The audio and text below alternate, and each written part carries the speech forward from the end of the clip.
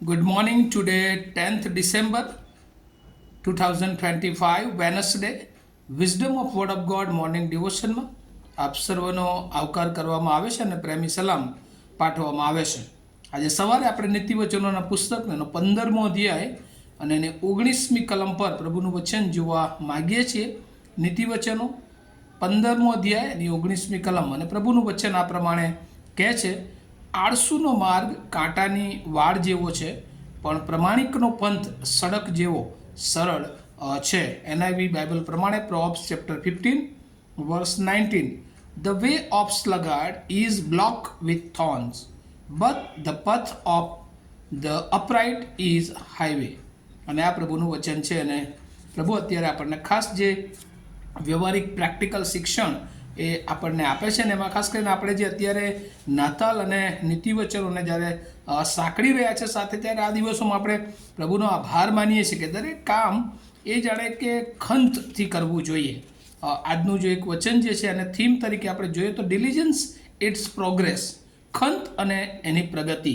ઘણા બધા લોકોને જ્યારે કોઈ કામ સોંપવામાં આવે ત્યારે એ કામ કેવી રીતે પૂરું ઝડપથી કરી શકાય એ વિચારધારામાં સતત તેઓ બિઝી રહેતા હોય છે.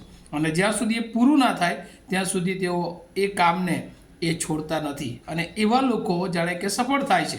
અને એટલે અહીંયા પ્રભુનું વચન આપણને શીખવે છે કે કોઈ કામમાં ખંત હોવો એ ખૂબ જરૂરી છે. જો ખંત નથી તો પછી આળસુ બની જવાય છે. આજનું કામ કાલે કરીશું, પરમ દિવસે કરીશું, અને પછી એમ એ સમય જતો રહે છે અને એ કામમાં સફળતા મેળવી શકાતી નથી. અને એટલે જો કોઈ કામ એ ખંતથી શરૂ કરીએ છીએ તો પછી એમાં અવરોધો, એમાં અડચણો, મુશ્કેલીઓ, પ્રશ્નો આવે તો પણ એ સતત એ કામ કરવાને માટે આપણી તત્પરતા હોય.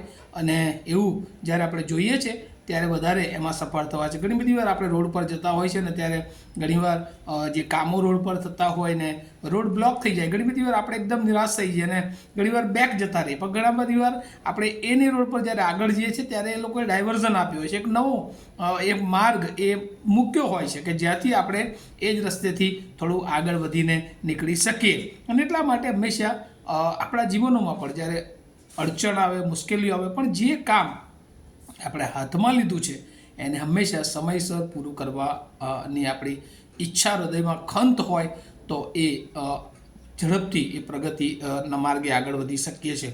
ઘણા બધા લોકો ધોરણ 10માં અને 12માં હવે અત્યાર સુધી પરીક્ષાઓને તૈયારીઓ કરતા હશે, પણ હવે સમય હવે 1-2 મહિનો એમની પાસે રહ્યો છે.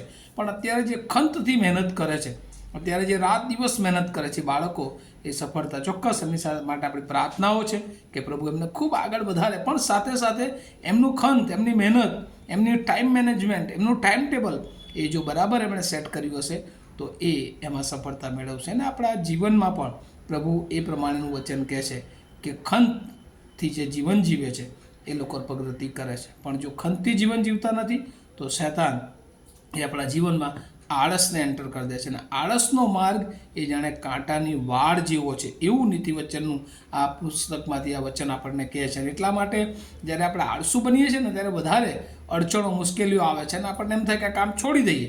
પણ પ્રમાણિકતાનો પંથ, જ્ઞાનીનો માર્ગ, ખંતવાળો પંથ એ એકદમ એ સરળ માર્ગ છે કે જ્યારે આપણે આગળ વધીએ છીએ ત્યારે એમાં આપણને બીજા આગળના માર્ગો એ મળી જાય છે. એક આપણે જે ઉદાહરણ જોઈએ છે ઘણી બધી વાર ટોર્ચનું, આપણને એવું લાગે ટોર્ચનો પ્રકાશ કેટલો, પણ જ્યારે ટોર્ચને આપણે આગળ લઈ જઈએ છીએ ત્યારે એનો પ્રકાશ એ હંમેશા આપણી આગળ ને આપણને મદદરૂપ થાય છે.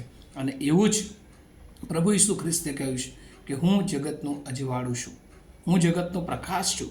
અને એ અજવાળું આ મહિનામાં પ્રભુ આપણને પ્રકાશિત કરવા માગે છે.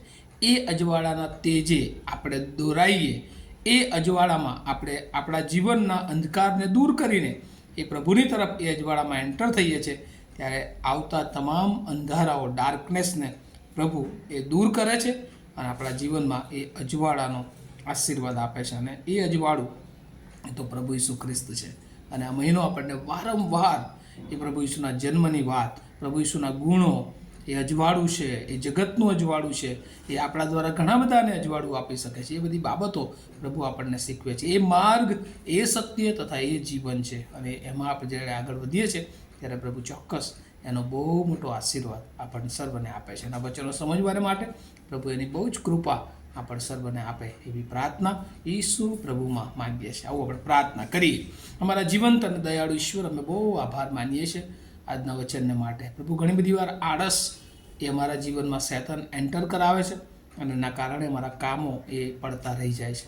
પણ પ્રભુ, ખંત, ડિલિજન્સ જે તમારા તરફનો આશીર્વાદ છે, અમને દરેક કામમાં પ્રભુ એવો ખંત આપો, ટાઈમ મેનેજમેન્ટ આપો, પ્લાન સાથે કામ કરવામાં પ્રભુ તમારું સામર્થ્ય અમને પૂરું પાડો.